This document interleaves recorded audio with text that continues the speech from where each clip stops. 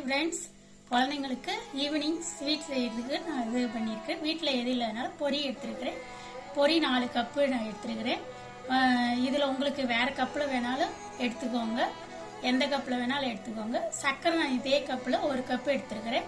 உங்களுக்கு இதே கப்பில் நீங்கள் 2 கப்பு கூட உங்களுக்கு எக்ஸ்ட்ரா ஸ்வீட் வேணுன்னா 2 கப்பு கூட அளவு எடுத்துக்கோங்க.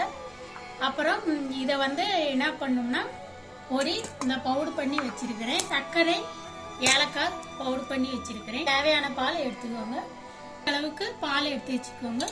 அப்புறம் இதெல்லாம் எப்படி செய்யுதுன்னு சுகரை அரைச்சி வச்சிருக்க இதில் இப்போ பாலை ஊற்றி மிக்ஸ் பண்ணிக்க போகிறேன். கொஞ்சம் பார்த்துக்கோங்க.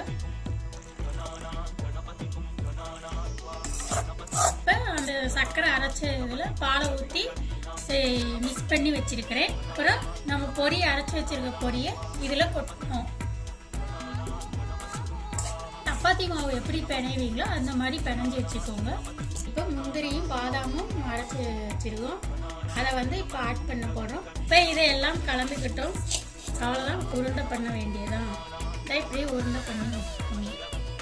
ஒரு நாள் வெளியே வச்சுக்கலாம். அப்புறம் வேணுங்கிற அளவு ஃப்ரிட்ஜுக்குள்ள வச்சு கூட சாப்பிடலாம். பாருங்கள், எல்லாம் ரெடி ஆயிடுச்சு. நீங்களும் பண்ணி பாருங்கள். பண்ணி பார்த்துட்டு எப்படி இருக்குன்னு கமெண்ட்ல சொல்லுங்கள். ஷேர் பண்ணுங்கள், லைக் பண்ணுங்கள், சேனலை ஃபாலோ பண்ணுங்கள்.